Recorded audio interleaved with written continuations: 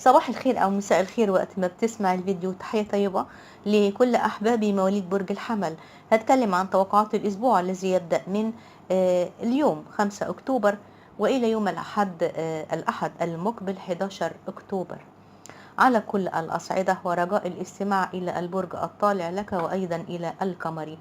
أحبائي مواليد الحمل، بتنشغل في هذا الأسبوع بوضع مالي أو بمسائل مالية معينة، وبيلفت نظرك جدا حالة الصعود والهبوط أو التذبذب في حالة الوضع المالي، ويتسلط الضوء أيضا على التفكير بناء على بعض الأحداث التي قد تسبب لك بعض الصداع من التفكير في هذه النواحي. ولكن ابشر عزيزي الحمل، في يوم السبت بإذن الله يوم 10 أكتوبر هناك تيسير مالي مفاجئ، ولكن يمكنك أيضا تنظيم المال أو دخلك بشكل أفضل مع بعض من التنظيم وتحديد الأولويات. وأيضا لو اشتغلت وعملت على إدارة وقتك بطريقة صحيحة سوف يساعدك ذلك على زيادة دخلك المالي. هذا الأسبوع بيسلط الضوء أيضا على بعض تموجات المهنية أو حتى زيادة الشكوك الداخلية وقلقك على وضعك المهني والعملي المستقبلي، وقد ينعكس ذلك على أقرب علاقة لك. قد يساورك القلق بعدم اليقين والتأكد من خططك المستقبلية، وخصوصا مع ظهور بعض المنافسات داخل مهنتك وداخل عملك، أو حتى هناك من يقف أمامك في الطريق ويحاول إزاحتك عن هذا الطريق، أو حتى تشكك أنت في قدرتك الذاتية. أنت كل ذلك بيتم في بداية الأسبوع. ولكني أبشرك يوم 10 أكتوبر من أجمل الزوايا الفلكية التي تتشكل الزهرة في بيت العمل من العذراء ما بينها وبين كوكب أورانوس اللي موجود في بيت المال، والتي تشير إلى الحظ الجيد من ناحية المال. بيعتبر يوم الاثنين النهاردة القمر مازال موجود في برج الثور في بيت المال. هو آخر يوم طبعا ليه أنت تناقش مسائل مالية متعلقة بالعمل أو حتى بالأمور الشخصية، وربما قد تلتقي ببعض الأشخاص أو الاجتماعات أو تناقش البعض في أمور مالية تستدعي التركيز والتحضير، وربما قد تسمع أخبار تهزك قليلا يتعلق بانقلاب مفاجئ في مجالك المالي يخصك، أو بتتفاجئ بقضية مالية أو بعض المستحقات، أو بتضطر إلى دفع أموال إضافية، أو حتى يتحتم عليك ترتيب بعض النفقات بخصوص شأن معين. ومع انتقال القمر إلى برج الجوزاء ابتداء من يوم الثلاث غدا الموافق 6 في الشهر، والأربع 7، ويوم الخميس 8، يعبر إلى بيت التواصل والاتصال مع الآخرين وبيت العلاقات مع الآخرين. يعطيك تأثير جيد ونشط، أيضا قدرة كي تتعامل مع الآخرين بطريقة جيدة وبنجاح، بحيث تستفيد من نوعية الوقت الجيدة لتلتقط الفرص من خلال تفاعلك مع الآخرين. فالأفق المهني صاخب بالإجمال، والحظ يرافق الخطوات. في هذه الأيام تحدث أيضا تطورات في مجال عملك أو في مهنتك، والذي تبدو شديدة الأهمية. وفي هذه الفترة البعض منكم يسافر، ربما عنده سفر معين لمناقشة بعض الأوضاع العملية أو المفاوضة عليها، وبيتم أيضا باتصالاتك الضرورية. فالتحرك في هذه الأيام يتمركز حول اتصالاتك ببعض العلاقات خارج حتى محيطك الاعتيادي. فحاول بقدر الإمكان إنك تشتغل في اليومين دول على الأمور الصعبة وربما تتلقى اتصالا أيضا من أحد الأشخاص على صعيد عملي لتوضيح بعض المسائل العملية أو المهنية بكل وضوح وصراحة. وهناك بعض الفرص العملية الجديدة، خاصة لو كنت بتسعى إلى عمل إضافي أو عمل تاني إلى جانب عملك الأصلي.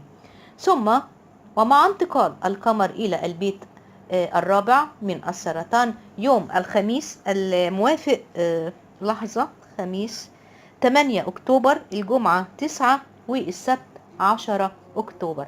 طبعا القمر هنا بيدخل في مكان معاكس لمواليد الحمل. هذا القمر في السرطان طبعا بيعمل مربع مع الكواكب اللي موجودة في برجك المريخ، مع الشمس اللي في الميزان، مع الكواكب اللي في برج الجدي. هذا المكان حساس بالنسبة لمواليد الحمل.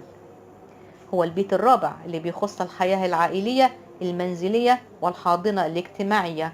تكثر انشغالاتك العائلية والبيتية في هذه الأيام، وأيضا متطلبات ومسؤوليات كثيرة بداخل الأسرة سواء الكبيرة أو الصغيرة.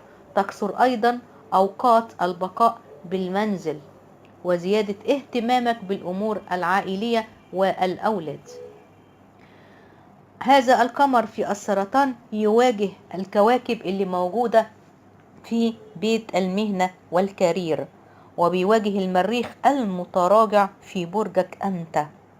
قد يسبب لك بعض المسؤوليات الحساسة جدا في مجال عملك ومهنتك وبعض المنافسات الشديدة. كن واعي عزيزي الحمل وحذر جدا في هذه الأيام من أجواء المنافسة الشديدة في عملك وفي مهنتك. وحتى لو أنت بتعمل عمل حر، بعض المنافسة أيضا أو الأعداء اللي ينتظروا أو يتحينوا الفرصة للنيل منك ومن كفاءتك، ربما أو حتى محاولة زحزحتك عن الطريق في مجالك العملي أو في المهني. فكن متروي جدا، فهي أيام معاكسة. قد تحمل للبعض منكم خبر مزعج للأسف، أو بعض المواجهات، أو إنك بتكتشف في هذه الأيام خداع سابق سواء داخل عملك ومهنتك أو في علاقاتك الشخصية. في هذه الأيام أيضا قد تقوم بتسوية بعض سوء التفاهم البسيط بينك وبين حبيب في علاقة عاطفية أو علاقة خطوبة أو حتى مع شريك زوجي. ومع تغيير القمر موقعه في آخر الفترة وعبوره إلى برج الأسد ابتداء من يوم الأحد 11 ويوم الاثنين 12، هذه الأيام من أجمل الأيام الفلكية اللي بتمر خلال هذه الفترة. فالقمر بيعبر إلى بيتك الخامس، بيت العاطفة، بيت الرومانسية، بيت المال أيضا، وبيت الهوايات والاستمتاع أيضا. تشعر بهدوء الحال والانشراح الداخلي، وبتعيش أجمل أيام في هذه الفترة، وتتحسن أيضا الأوضاع بشكل لافت حتى في علاقاتك داخل أسرتك مع أولادك أو مع الشريك الزوجي أو مع الشريك العاطفي. وتستعيد تفاؤلك عزيزي الحمل لتسيطر من جديد على مجرى الأمور بنجاح وقدرة كبيرة التعامل. أيضا على صعيد العمل والمهنة قد تقدم أفكار مبدعة وخلاقة وتحرز تطورا في تحقيق بعض الطموحات. فالقمر من هذا المكان يشير إلى انتصار تحققه في مجال عملك على بعض الخصوم أو المنافسين أو الأعداء، أو حتى في مجال غالي على قلبك.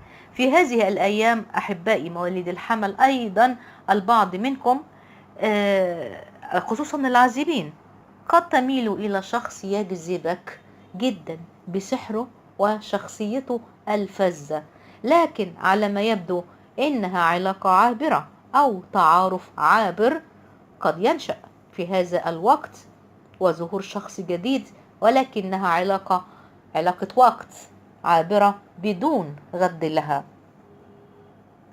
وعلى الصعيد العاطفي والشخصي والزوجي، أنت بصفة عامة عزيزي الحمل تشعر أن هناك الكثير من الأمور الشخصية المعلقة التي تحتاج إلى حسم أو إلى قرار. البعض منكم بخصوص علاقة من الماضي، والبعض منكم بخصوص حياته الحالية، والبعض الآخر بخصوص قرار ارتباط.